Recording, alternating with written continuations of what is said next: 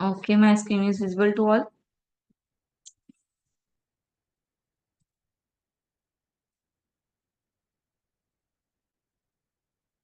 Visible है?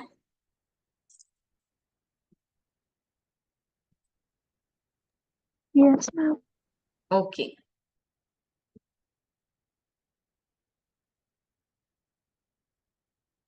हाँ जी, chapter 11 that is international trading environment. International trading environment क्या होता है? Trade is a basic economic concept involving the buying and selling of goods and services with compensation paid by a buyer to a seller, or the exchange of goods or services between the parties. Trade can take place within an economy between producers and consumers. Trade involves the transfers of goods and services from one person or entity to the another, often in exchange for money. ठीक है, trade क्या होता है? जब buyer और seller आपस में deal करते हैं, किसी प्रोडक्ट किसी एंटिटी को एक्सचेंज करते हैं आपस में गुड्स और सर्विसेज को, ठीक है, और उसके बदले में क्या लेते हैं? वो money, with in exchange of और मनी। ठीक है, ये सारी ट्रांजेक्शन क्यों की जाती है? मनी के एक्सचेंज के लिए। ठीक है, देन जब यही ट्रेड हम बाहर यानी कि अपनी night bore countries, foreign countries के साथ करें, तो उसको हम क्या बोल देंगे? International trade. ठीक है, अगर हम विद इन द कंट्री करें तो ट्रेड, नेशनल ट्रेड, और कंट्री के बाहर जाकर करें तो, आउटसोर्स से करें तो इंटरनेशनल ट्रेड। टाइप क्या है? दो तरह के हैं, वही आ गया, इंटर रीजनल ट्रेड और international trade. Inter region trade क्या हो गया? जब हम एक्सचेंज कर रहे हैं goods and services with the same country, जिस कंट्री में हम रह रहे हैं उसी कंट्री में जब हम एक्सचेंज कर रहे हैं तो वो रीजनल ट्रेड हो गया। और जब हम ट्रेड कर रहे हैं बाहर की कंट्री के साथ, ठीक है, like Japan, Germany, America, then ये क्या हो गया? International trade. सिमिलैरिटीज क्या है दोनों में? Both trade have same desire, दोनों की डिजायर एक ही होती है, मनी इकट्ठा करना। ठीक है, देन दोनों, difference between two trade is one of the degree and not of the kind. दोनों की सिर्फ जगह का फर्क है, काइंड का फर्क नहीं है। गुड्स वही है, वो जो यहाँ पे बिक रहे हैं वही गुड्स वहां पे बिक रहे हैं, बस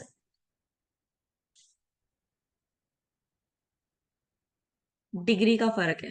ठीक है, नो एरिया और no region of any country can produce all that is necessary for itself. ठीक है, जो वो प्रोड्यूस करते हैं, जो वो भेजते हैं, जो जिस कंट्री में भेजा जा रहा है वो कंट्री उस चीज को प्रोड्यूस नहीं करती है।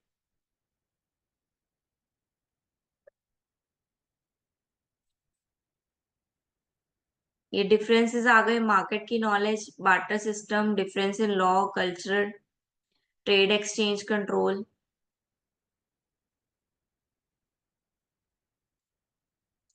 Foreign trade as engine of economy growth. Economy growth क्यों, कैसे होती है? देखो, बाहर से हम ट्रेड कर रहे हैं तो बाहर की मनी जो है, मनी की सप्लाई जो है वो कहाँ होगी? विद इन द कंट्री हमारे पास आएगी।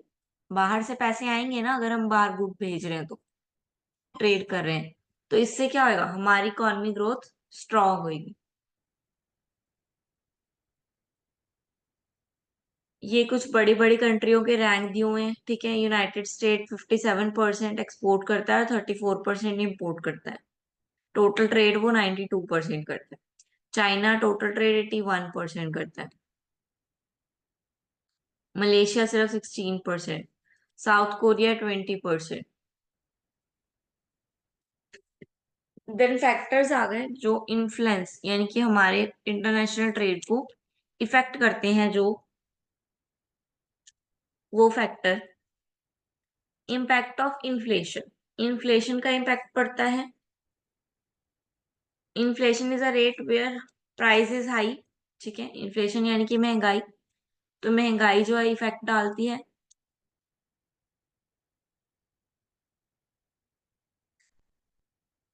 ट्रेड रेट पे, इम्पैक्ट डालती है।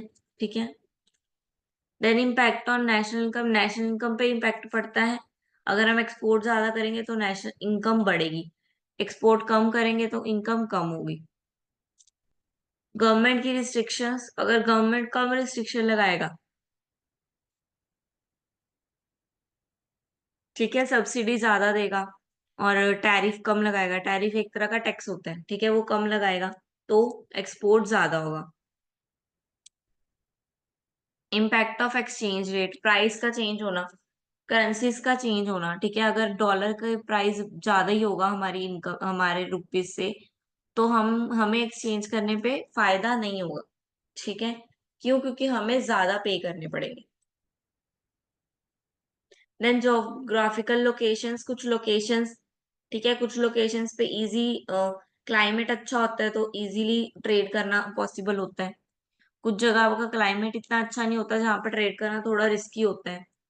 Then level of economy development, economy की डेवलपमेंट होती है ट्रेड करने से, ठीक है, जहाँ पे जिस कंट्री के साथ हम ट्रेड कर रहे हैं, ठीक है, हमें वहाँ का कल्चर पता चलता है, ठीक है, तो डेवलपमेंट होती है। देन कम्पिटिवनेस, कम्पिटिवनेस तो आती है। ग्लोबलाइजेशन, हम क्या है, ग्लोबलाइज्ड हो जाते हैं, एक जगह तक, एक एरिया तक सीमित नहीं रहते हम बाहर निकलते हैं उससे। Then world trade organization, world trade organization हमने कल भी पढ़ा था। World trade organization that regulates and facilitate international trade between nations, different different nations के बीच में जो ट्रेड करने का काम करता है, that is world trade organization, ठीक है। ये हमें फैसिलिटीज देता है क्या करने की, ट्रेड करने की। इसके मेंबर 164 मेंबर्स हैं इसमें।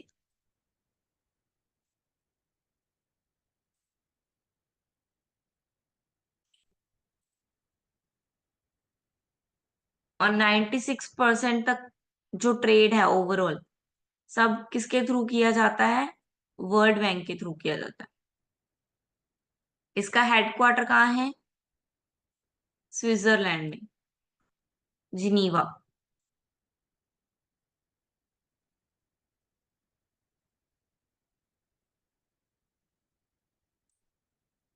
The world bank annual budget is, annual budget कितना है इसका, 220 मिलियन यूएसडी, मतलब US dollar.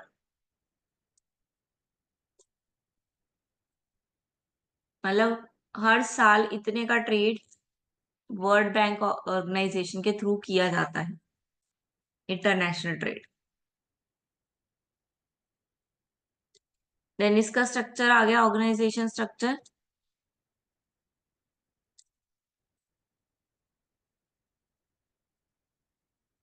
The general council, तीन स्टेजेस हैं इसके, the general council, the dispute settlement body and the trade policy review body.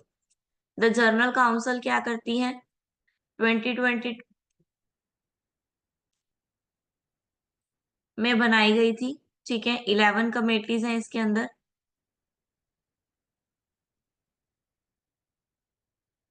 ठीक है, और सारी कमेटी एक दूसरे से सेपरेट, ठीक है, सारी कमेटी एक दूसरे से सेपरेट है। The body has his chairman and only 10 members, ठीक है, जो मेन बॉडी है उसमें 10 लोग और एक चेयरमैन। सबके रिलेटेड अलग है, टेक्सटाइल से रिलेटेड अलग ग्रुप बना हुआ है, ठीक है, सर्विसेज के लिए अलग। देन डिस्प्यूट आ गई, डिस्प्यूट कमेटी, डिस्प्यूट सॉल्व करने के लिए, और ट्रेड पॉलिसी रिव्यू, ये वो ये वो ये वो कमेटी है जो रिव्यू करेगी कि ट्रेड कैसा चल रहा है और आने वाले टाइम में कैसा ट्रेड होना चाहिए, ठीक है। मेन एक्टिविटीज आ गई, हाँ जी, एक्टिविटीज पढ़ेंगे सारे मेन एक्टिविटीज। आप लोग बताओगे मेन एक्टिविटीज पढ़ के मुझे क्या लिखा है।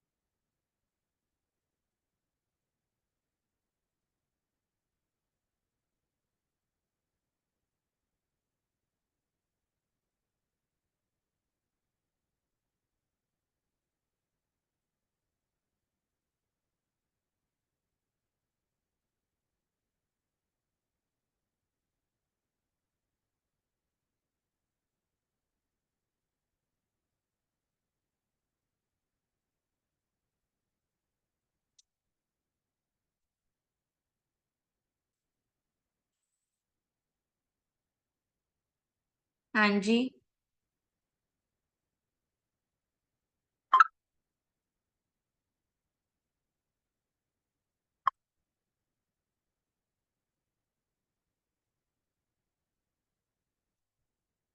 पढ़ लिया।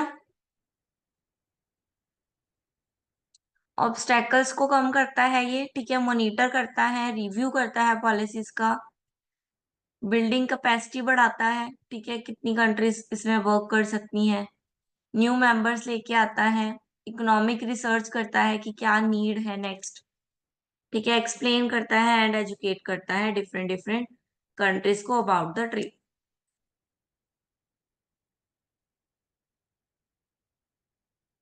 ये इसके फैक्ट हैं, ठीक है। फॉर्मेशन कब बनी थी? 1995 में बनी थी। इंटरनेशनल ट्रेड ऑर्गेनाइजेशन है एक तरह का।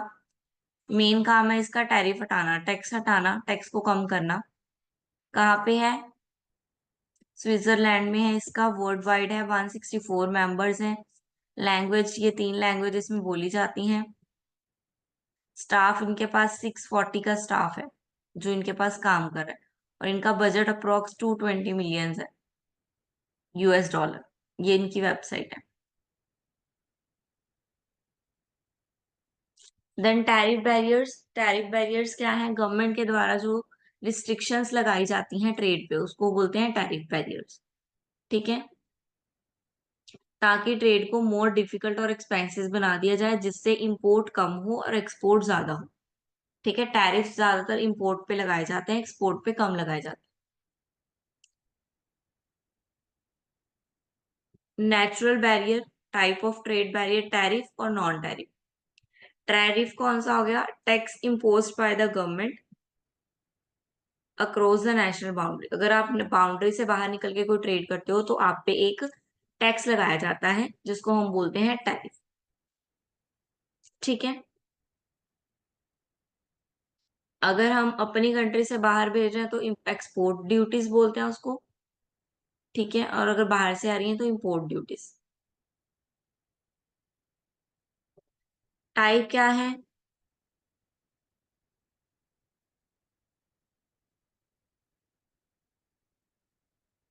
इन 5 तरीकों से टैक्स लगाया जाता है।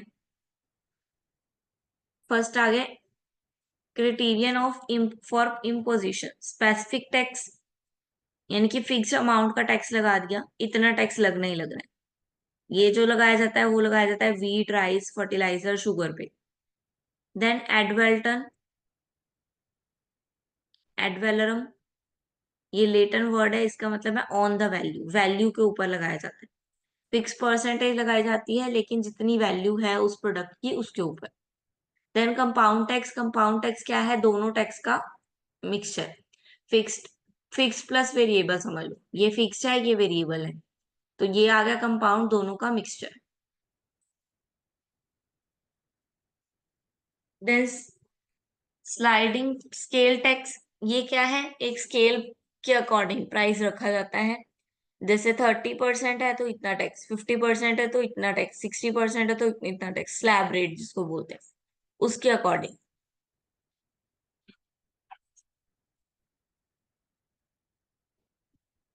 Then revenue tariff, revenue tariff यानी कि जो रेवेन्यू पे, इनकम पे लगाया जाता है।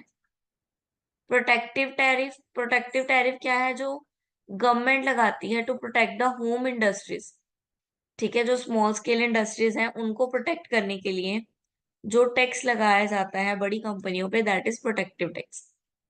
अब डिस्क्रिमिनेशन के बेस पे, नॉन डिस्क्रिमिनेटरी, यानी कि जिसमें कोई कॉमोडिटी के साथ भेदभाव नहीं किया जाता, ठीक है, चाहे वो लो रेट की है चाहे वो हाई रेट की है, सब पे एक जैसा टैक्स इम्पोज किया जाए,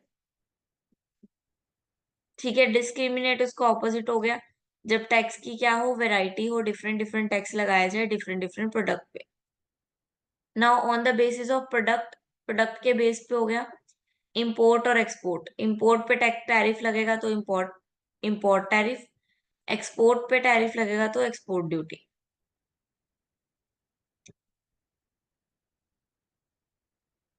रिटेलिएशन पे टैक्स लगाएगा तो रिटेलिएशन क्या होगा? In foreign country has imposed tariff upon the export from the home country and later impose tariff against the product of the form, the tariff restored by the home country will be regarded as a retaliatory tax.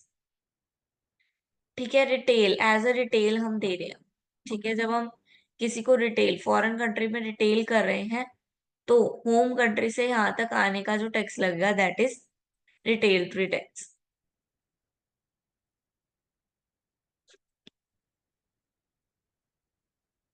Counter welding tax, ये भी export large quantity पे लगाया जाएगा। ये retail है तो retail यानी कि कम सामान पे लगेगा, यानी कि जब कम सामान आएगा तो रिटेल, ज्यादा सामान आएगा तो काउंटर वेलिंग। ठीक है, यानी कि ये हो गया होलसेल वाला, ये हो गया रिटेल वाला।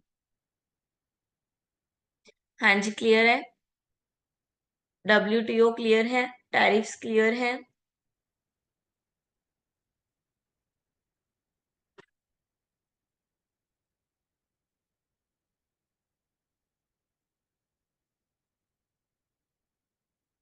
कितने मेंबर है WTO के? हाँ जी, ABCD कितने मेंबर हैं WTO के?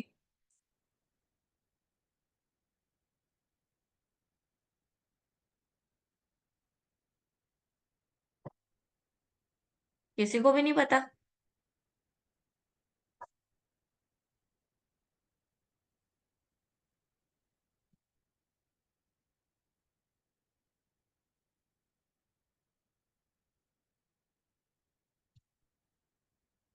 हाँ जी, आर यू लिसनिंग? स्नेहा, दीक्षा?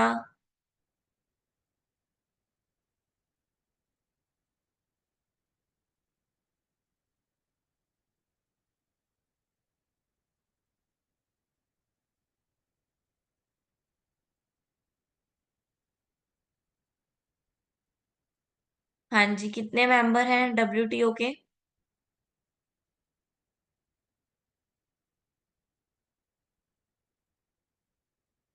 207, 195, 160 और 164 अभी पढ़ा है।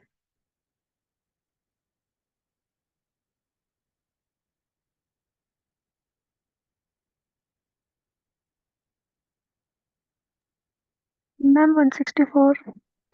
यस, 164। एंड इसकी लोकेशन कहाँ है, इसका हेडक्वार्टर? जनेवा। जिनेवा। ओके, ठीक है, मतलब सुना है आप लोगों ने। ठीक है, आपका चैप्टर ये वाला कंप्लीट हुआ, 11 चैप्टर कंप्लीट हो गया। कल हम 12 चैप्टर करेंगे। ओके। Yes ma'am.